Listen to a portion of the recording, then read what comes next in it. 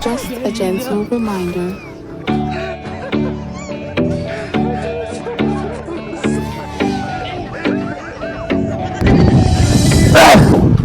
Habari yako bwana? Salama sana bwana.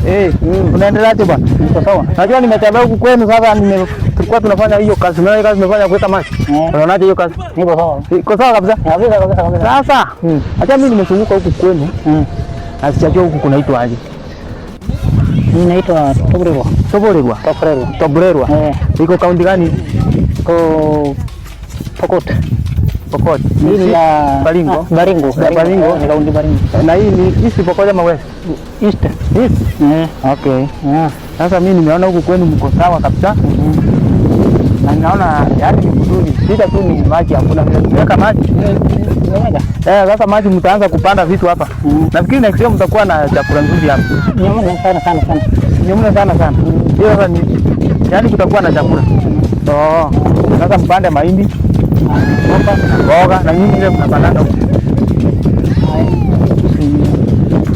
Mbuzi mlimaji sana. Na sasa huku nimeona hakuna nyasi. Ukiangalia hili naona hakuna nyasi. Sasa mbuzi zinakula nini? Mingi kidogo. Naona vile kunakaa huku kwenu. Yaani ni sijui sasa mbuzi sasa zinakula nini hapa? Naona vile kuna zinakula nini, hebu nielezee. Ni kidogo hivi. Kama hii. Kama hii? Hii sasa hii. Hii ndio mbuzi zinakula.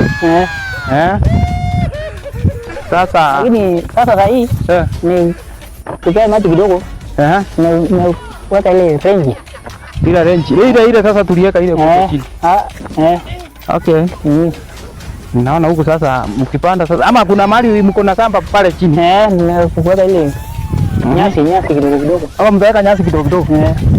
Sawa, sasa tulikuwa tunatembelea huyu jamaa. Na ninaona huyu ni rafiki yangu sasa. Mwingine nikirudi nipate mumelima, nitapata chakula ukakula kama kuku.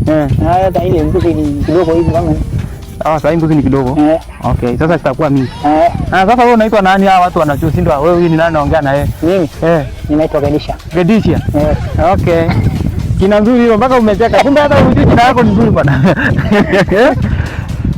Ni Gedisha. Wewe ni Gedisha? Ni jina yangu bwana. Ni jina yangu. Jina yangu. Hiyo ni jina yako. Okay.